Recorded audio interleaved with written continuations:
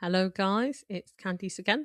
This is part two of Exploring the Heart of Resilience, my Women in Resilience session.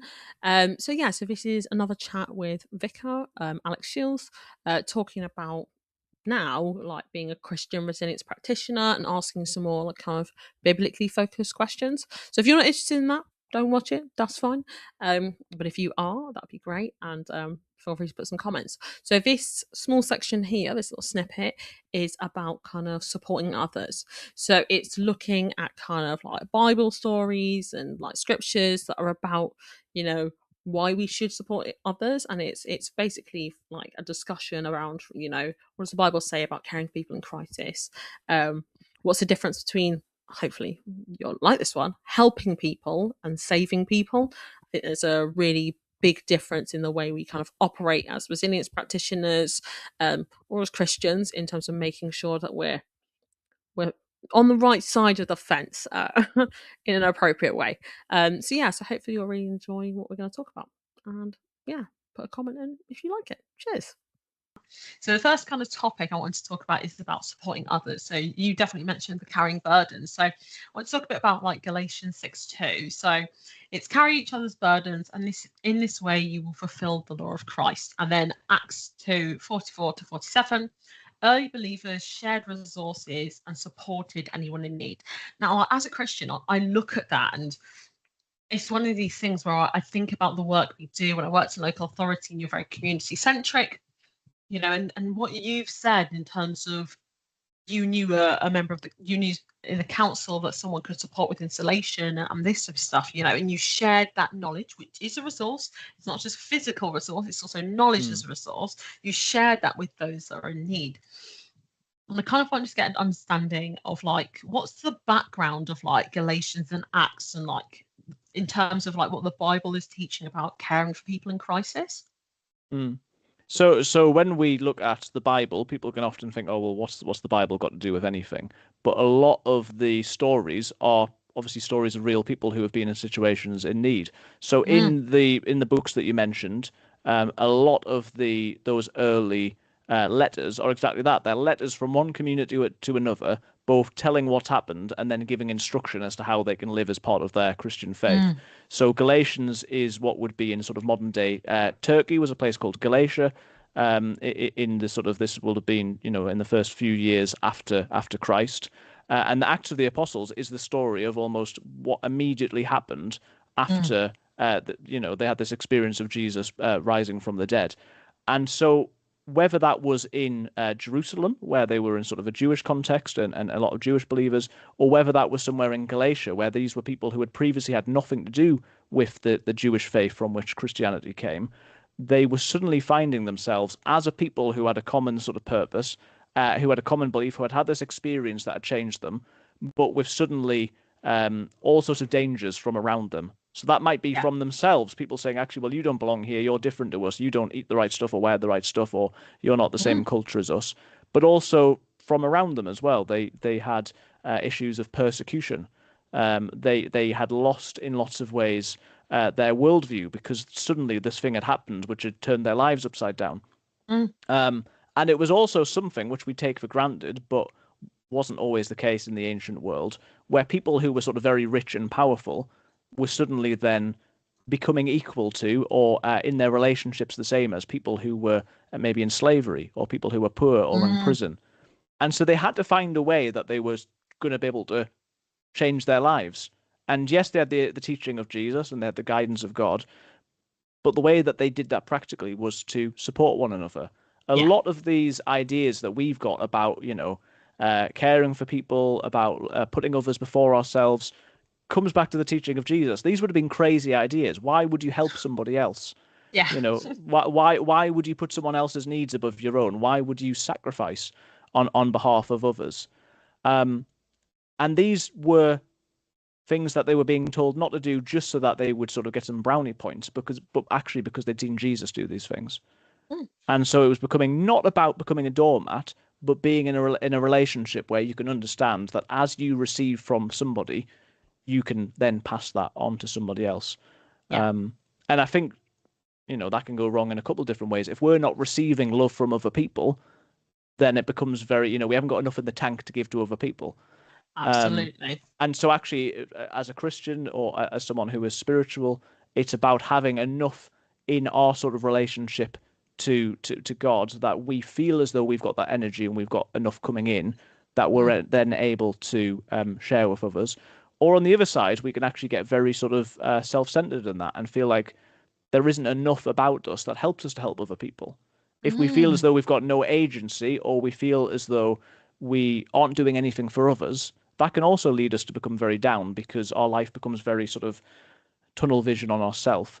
And so, depending on the person, those can be both be helpful. Getting a sense of something greater than themselves and Mm. being filled by that, but then also actually needing to be able to see that they can make a difference and they can help other people. And the Mm. people were doing this together, not because they sort of had a contract or a commission to do so, but because they knew that it was right and it was Yes. ultimately what was going to change the world and help people to live better lives.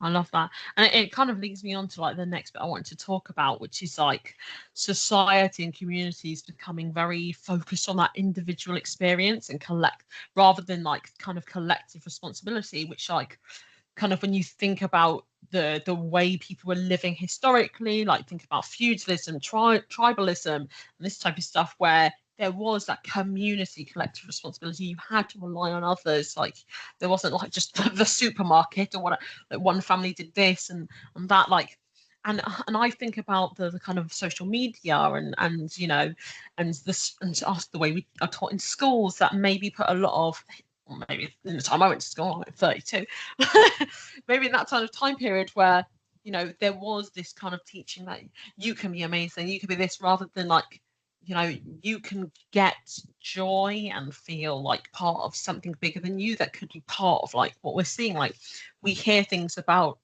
you know, isolation, loneliness, and like, the very, very generalized, like things like toxic masculinity and like depression and this type of stuff that may have some relationship to the fact that we are so focused and taught about individual experiences rather than collective responsibility. But do you kind of see that kind of conversation happening or any kind of outputs of like that in the church when you speak to kind of individuals?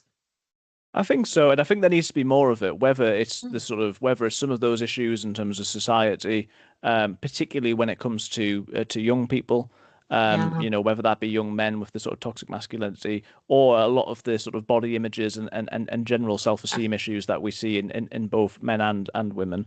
Um, because if we just see someone's sort of best life on Instagram or TikTok and we're just scrolling through and we're told that the way that we get value as a person is by achieving this or achieving that, having this job, having this car, Mm. then actually that's a very clear mark that we usually miss because we can't be the richest person, we can't Yeah. always have all the best stuff, and that really sets us up badly and hurts our self-esteem.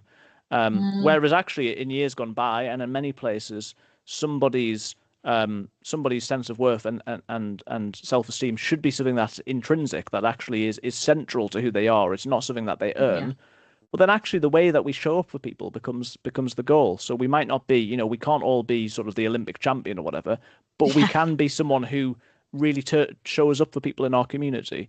Mm. Whether that be is sort of being a volunteer or being a member of a community, whether that's being actually a sort of someone who is, really shows up for people and helps people in our gym or whatever. Mm. Having that sort of local community, I think, is really important. And Mm. the thing that we've got to grapple with these days is in a world which is increasingly isolated and increasingly online and increasingly sort of one-track minded, how do we get these A, community spaces, but B, some of that sort of in person where possible? It's not always possible, Yeah. but places that in one way or another are grounded that we Mm. can relate to people who we wouldn't otherwise relate to. Because whether Yeah. that is sort of race or age or demographic, churches and other community organizations mean that we learn from one another. Mm. And if we're just sort of siloed into a sort of echo chamber online, we'll just receive exactly what we want to hear from people who Yeah. are exactly the same as us, and we never have that opportunity to learn from one another. And Yeah. so I think that is fundamentally what churches offer, um, and why people should look to be involved in some sort of community. It's not about being specifically a religious person, but it's about having a sort of grounding in life that helps you to then relate to people in your Yeah. community and across the world as well, in a way Mm. that we just won't see if we're just sort of, tracking our metrics on our watch and sort of, going. Yeah. You need something more than that, because there's always going to be more that you could achieve.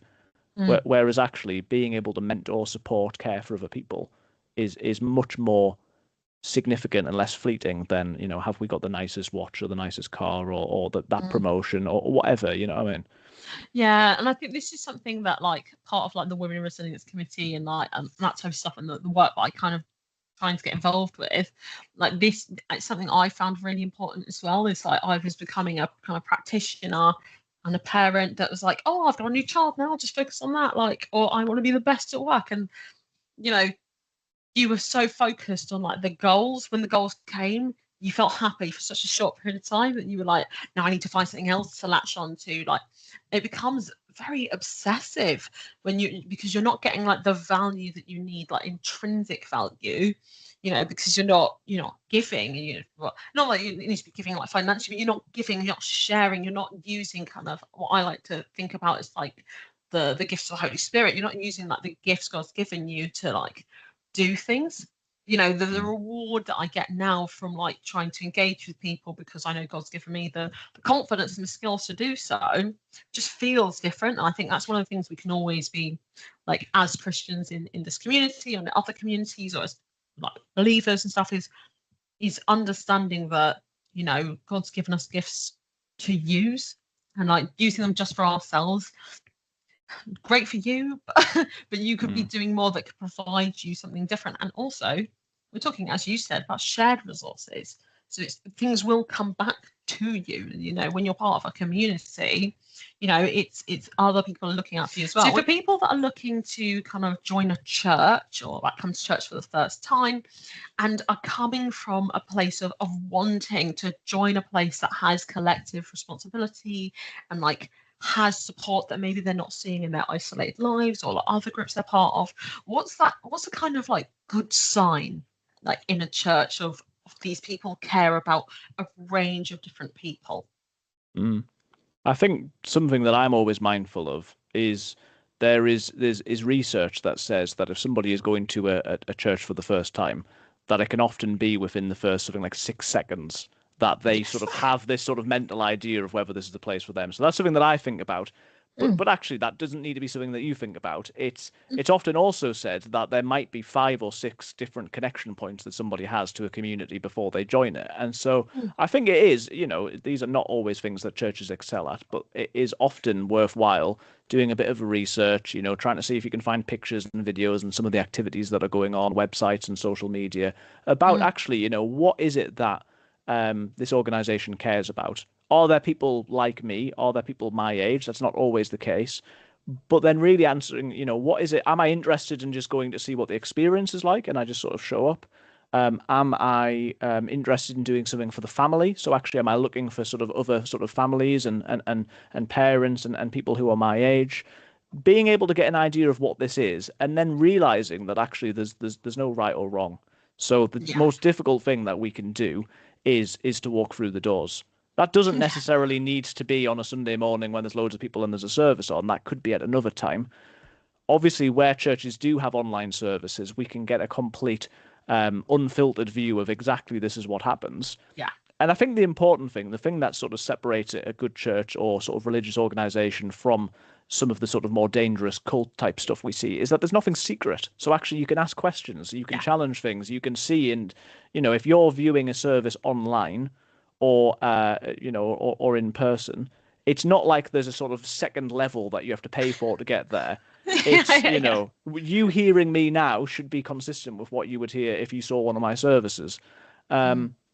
And so sometimes it can be those intangible things, but through sort of doing that and hearing the notices or some of the sort of paperwork that's around about what's coming up, you can see, oh yeah, well there's a connection to the food bank, or there's a craft group, or there's a coffee morning, or Mm. things like that. And you can get a sense for actually this is meeting what I'm looking for. So that might be completely faith focused. It might be, I want classes that are going to teach me about the Christian faith or whatever. That might be actually, I'm not sure about that stuff, but I want to get to know people. So being Yeah. able to go and volunteer in the food bank or whatever is really important. Um, I think just opening your eyes to those things, but then being willing to give it a go. People will sometimes, turn up on a Sunday, and I will say to them, I'm not precious about trying to get you to become a member of this church. I want you to find something that's going to be helpful for you. And so actually, I'd encourage you to go and try other places. There's this one and there's that one, because the style will be different. What happens in the service will be different. And that can be overwhelming. But if you sort of view it as an experiment and an experience, and it's not a moral judgment, actually you can then, realize that there's so much more out there in the community than you thought there was. And you don't have to sort of give an answer for why you want to try this. It's just totally fine just to explore and experiment and try stuff and see whether that is something which works for you. I think most people would benefit from that. Some people will be like, actually, this isn't for me. But I think many would be like, you know what, this does give a bit of structure and stability, and I'm glad that I tried it. And most people haven't or haven't recently. And my encouragement is always just to give it a go, Yeah.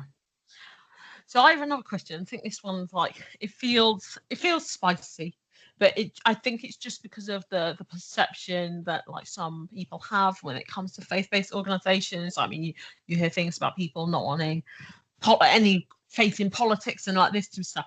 Like as a like practitioner who's like working to like support and help people, like I'm doing so from like a love that I have for people because God's loved me, and like I felt personally saved by what God's done for me, and I want to like help people have that kind of experience. I think I've worked in like a lot of places where it's more charity focused. So you're doing work abroad, like you've got wonderful places like World Vision, like providing support to people and stuff. There's this dark mark or cloud above it of like, what's the difference between helping people and saving people? Like, and it makes it really hard as kind of like a practitioner to be like, someone's having when I used to work in aviation, you'd have something called a survivor reception center. So like a plane would crash. Didn't happen to me. Hopefully it won't happen in my local area either. A plane would crash and you'd have a supportive area, and you'd have airport chaplains come and support the people, help with them when they're crying and this type of stuff. And then there's this line of like, if someone was to say, after this, like, what could I do to be supported? And it's do we need them to come to church and get more information, or do you restrict yourself and say, and not say things about like God and faith and stuff? So it's like it's trying to create this like box of what's the difference and how do I know what to apply in what situation. Like we use the word trigger point in like a lot of the professionalism. Like what's the kind of, in my mind, like very very mathematic thing, what's the trigger point for me being like, this person is asking for something beyond just help, they're asking for kind of things that may lead them in a direction that is kind of faith orientated. What's your kind of thoughts on that? I mean, it's obviously it's very difficult. The advantage that I've got is twofold. One, in that my sort of sense needs to be and is that actually I can't save anybody, that I'm sort of pointing them towards something that isn't me. So that is quite an objective and easy thing most of the time for me, which isn't always as clear cut as that. But also that in my sort of line of work, that there is an expectation that I'm going to talk about faith. That is sort of there's the whole thing. But actually, when you see people who are in the workplace or they're a chaplain or something like that, their role isn't just to sort of tell people what they don't want to hear and to sort of try and people are terrified of the idea that someone's trying to convert them, and there's obviously a line in terms of we never want to make anyone uncomfortable. We never want to sort of share with somebody outside of what they're comfortable with. But sometimes we get the sense that actually, someone might ask us a question about faith or about what we believe or what helps us to be grounded. And I think at that stage, it is totally appropriate to share that. Sometimes in a Christian context, telling somebody or asking them if we can pray for them and, or that we're thinking of them is really helpful. But often it's just the fact that we've got something in our lives which seems to help us, and people want to know about that. I think more broadly, there is some really good work in the sort of pastoral study of some of this stuff, which can be really helpful. There's a really good church in central London on Trafalgar Square called St. Martin in the Fields, and they do all sorts of incredible work, through their building, but in different ways. And the vicar of that church is called Sam Wells, who has written a lot of stuff about ethics. And he has this sort of model which he talks about, which is that sort of faith and caring for people is about being with, and he sort of almost Mm. splits it into different ways. So on the one extreme, there's doing for. So we think actually we're going to go and save Yeah. people, we're going to do stuff for them. I think he often uses the example of sort of helping people who are homeless. Actually, there's a lot of things that you can do where, yeah, I'm just going to go and do all this for them, and they'll be so grateful. And actually, that doesn't lead us to any results really. Mm. The improvement from that is doing with. So actually, we're not just Yeah. inflicting things on people. We're sort of getting alongside them a little bit. We might still be sort of in activism or wanting to do stuff, but it's actually including the person then. The improvement from that is being with, actually not just sort of standing outside and thinking that we've got all the answers, but trying to understand a little bit more. But the ultimate that he talks about is being with, that actually Mm. this isn't a separation between me and you. This is me trying to understand you and ask you questions, and Mm. then from that point of view to see what we can work on together. And his whole sort of point is that the Christian message is not that, is not about a God that just does stuff for us or even does stuff with us, but is with us. The message Yeah. of Christmas is God is with us. That's what Emmanuel means, is one of the names that Jesus is giving. God is with us. And so Mm. because of that, it means that we have agency. We're not taking away somebody's sense of self. We're not just telling them what Yeah. they need to be or what they need to do. We're realizing that actually we are equals and we might have different roles, but I'm here not to do things for you, but to support you in giving you agency. And that Mm. works, from the most extreme situations to, volunteers and getting people involved. It's not about my agenda of I need this job doing. Actually, it'd be much easier to do sometimes things myself. Yes. But the goal isn't, the goal isn't the thing that I need to do. The goal is actually the wholeness of the person and the relationship. Mm. And so because of that, we're working together. And if we're purely looking at it from a results point of view, you might think, oh, well, actually, that's not the best way to do it. But from a person point of view and a character building point of view, being able Mm. to sort of come together, I think is really important. And if we're, and he's written all sorts of stuff about this, but if we're coming from the point of view of being with, then hopefully that takes away something of our sort of savior complex that says, oh, well, this is actually about me. Yeah. Yeah. Yeah. Easier said than done, obviously. Well, I hope you've enjoyed that little snippet on kind of a conversation between a Christian practitioner and a vicar about kind of supporting others. Um, it's something I really wanted to do, to kind of like be able to express and have that discussion on, why people feel like religious people feel a certain way about helping people. Where does that actually come from? What's the background to the stories in the Bible that like tell you like how to look after people? And for me, it's also kind of, this is a public place where people can see, people can learn that there's so much that goes into people choosing what careers and fields they want to work in. For me, I always wanted to work in an industry where I could help people. Like I've said on other sessions that I've kind of had, um, I grew up in a kind of background where, traumatizing events did happen. And like, I wanted to make sure that I worked in a field where I can support people through trauma, through crisis, through difficult events with the skills that I built through my personal experiences. And it's one of those things where there is real motivation and, passion behind what I want to do. And it does come from an element of my past experiences, but also my faith. And I want to allow people the opportunity to speak up about that, whether you are Christian, not a Christian, whether you're religious, not religious. I really love the fact that people have these intrinsic motivations, these things, these values, these loves, and I think we should be more open in talking about that. So common in kind of the resilience industry and on LinkedIn or these professional places, that's just it, you're professional and you're not personal. So yeah, so this is my way of kind of wanting to be open and honest and educate people in a little way, but also speak to resilience practitioners who maybe are not vocal about what they believe in and the reasons why. There's always going to be people kind of judging you, but there's also going to be people who want to hear you speak up and step out. So yeah, I think this should be really good. And we will be doing I'll be posting more because we've got more things covered. So we've got talking about kind of fatigue and rest, and this kind of aspect that, you know, there's nothing wrong with saying that you need kind of rest biblically, from a biblical perspective. You know, God talks about people resting. That's why we have like the Sabbath day. Talking about things like fear versus faith, and that there is kind of feels like a line between, for Christian resilience professionals, between preparedness and not believing what we're saying we believe. And then also, like, one of the discussions we'll be having is about hard times and lessons learned, and kind of not pushing always for lessons learned, and allowing people to kind of understand their experience of the suffering this had. You know, and we'll be talking about a really challenging scripture that I personally hate, which is suffering produces perseverance. Hate that so much. And, you know, it's really great to be able to get like a practitioner's perspective, a religious practitioner's perspective, so for Alex, you know, about how we have conversations with people about suffering, and how we gently and appropriately turn people's positions to kind of lessons learned, and if we should. So yeah, so hopefully you'll watch more of this. I'll be posting the rest of the clips. Thanks so much. Cheers.